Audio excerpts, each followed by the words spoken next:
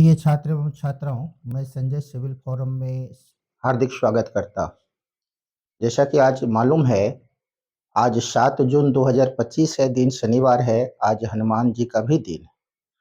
तो आज संजोग से बकरीद हैं। तो संजय सिविल परिवार के जो भी सदस्य हैं, हमसे जो जुड़े हुए हैं, इसकी शुभकामना आपको मैं हार्दिक बधाई देता हूँ।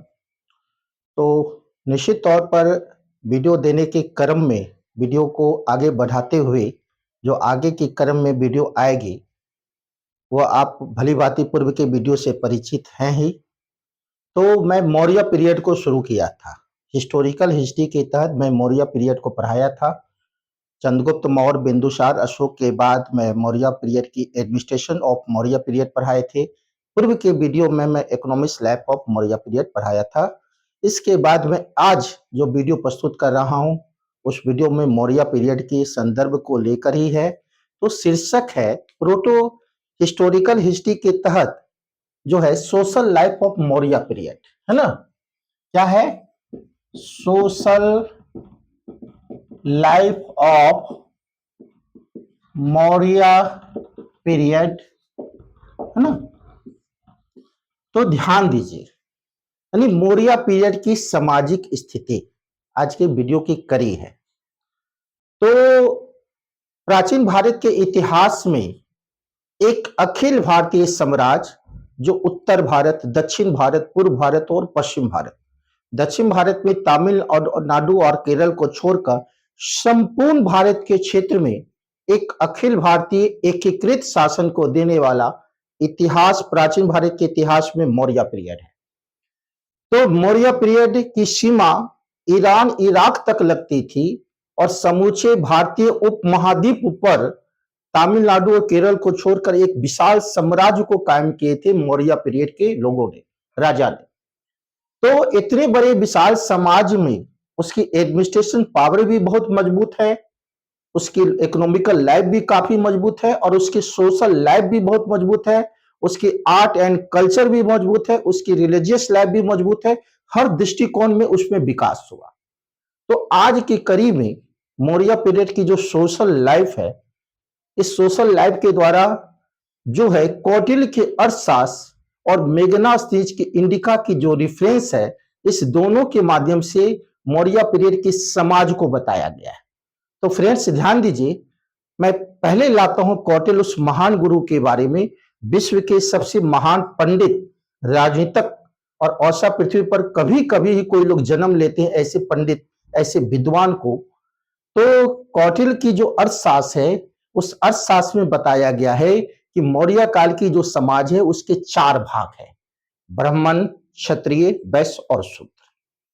तो कौटिल्य की अर्थशास्त्र बताता है कि मौर्य पीरियड के जो 4 हैं: ब्राह्मण, जिसको पुरोहित कहा जाता है, और चंद्रगुप्त मौर्य के पुरोहित और प्रधानमंत्री विष्णुगुप्त चाणक्य हैं।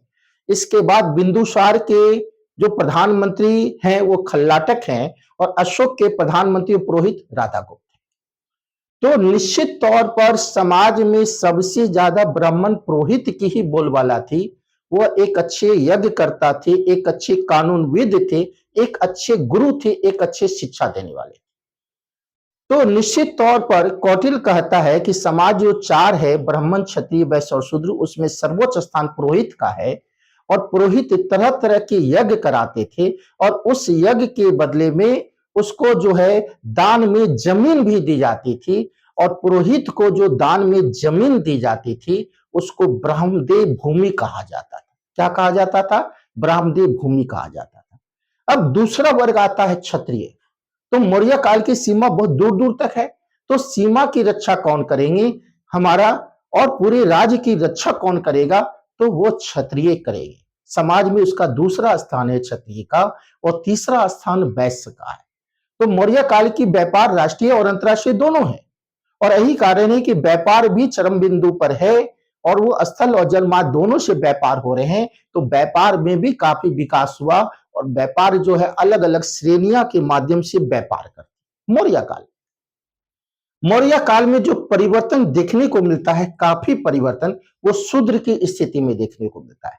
भारत की धरती पर पहली बार शूद्र को शिल्प व्यापार कृषि और व्यापार से जोड़ा गया। अर्थशास्त्र कहते हैं, कौटिल्य के अर्थशास्त्र कहते हैं कि शूद्र जो है हमारा कृषि भी कर सकते हैं, शिल्प कला भी कर सकते हैं और व्यापार भी कर सकते हैं। और कौटिल्य के अर्थशास्त्र पहली बार शूद्र को आर्य कह के संबोधित किया गया है। और शूद्र को वो बताते हैं कि हमारा जो शूद्र है, जो सरकारी भूमि थी जिसे सीता भूमि कहा जाता था, उस सरकारी भूमि पर जो है शूद्र मजदूरी का काम कर सकते थे। और ये जो हमारे शूद्र हैं उसको जमीन भी दी जाती थी। तो निश्चित तौर पर मौर्य में एक युगांतकारी समाज में परिवर्तन दिख रहा है शूद्र की स्थिति में। और शूद्र की स्थिति काफी दयनीय थी, जो काफी अच्छी हो गई, आर्थिक रूप से भी अच्छी हो गई। और शूद्र की भी स्थिति बहुत अच्छी मानी जाती है प्राचीन काल में मौर्य पीरियड, कौटिल्य के अर्थशास्त्र के अनुसार। अब बात होती है कि उस समय जो मेगनास्थनीज हैं, जो 6 वर्ष तक चंद्रगुप्त मौर्य के दरबार में रहे, सेल्यूकस के राजदूत हैं, वो इंडिका के माध्यम से वो बताते हैं कि मौर्य काल की जो समाज है वो 7 भाग में बटी हुई है। पहला है दार्शनिक, कृषक, सैनिक, चारवाहे, शिल्पी, न्यायाधीश और पार्षद। मैं बोर्ड पर भी लिख देता हूं, 7 समाज मेगनास्थनीज बता रहे हैं। दार्शनिक, कृषक, चारवाहे, है ना, न्यायाधीश, पार्षद, सैनिक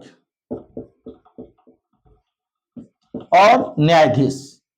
तो दार्शनिक, कृषक, चारवाहे, सैनिक, न्यायाधीश और पार्षद, ये 7 समाज हैं। तो इस मेगनास्थनीज बताता है कि हमारा जो 7 समाज था उसमें सबसे बड़ा वर्ग कृषक का है। मौर्य काल में सबसे बड़ा वर्ग कृषक का है। और मेगनास्थनीज ये बताते हैं कि कोई भी लोग अपने जाति में ही व्यवसाय कर सकते हैं, जाति में व्यवसाय बदल कर वो दूसरा व्यवसाय नहीं कर सकते। और मेगनास्थनीज ये भी बताते हैं कि सभी लोग जो है अपनी जाति में ही शादी ब्याह करते थे, ऐसा वो बता रहे हैं। मौर्य काल की जो सामाजिक स्थिति है उसमें औरत की स्थिति काफी अच्छी है, क्योंकि उस समय बाल विवाह नहीं थी, दास प्रथा जो है, सती प्रथा का कोई प्रमाण देखने को नहीं मिलता है। मौर्य काल में जो उच्च घराना के लोग थे वो अपने परिवार में औरत रहती थी, और जब औरत अपने घर परिवार में ही रहती थी, घर से बाहर नहीं जाती थी, तो उसको अनिष्कासनी कहा गया है। मौर्य काल में वेश्यावृत्ति थी, और वेश्यावृत्ति कभी कभी ये वेश्या गुप्तचर का भी काम करती थी, और ये वेश्या को एक अलग विभाग था, और ये वेश्या को रूप जीविका कहा गया है। और स्वतंत्र रूप से रहने वाली महिला को छंदवासिनी कहा गया है। तो मौर्य काल में शिक्षा बहुत जोरों पर था।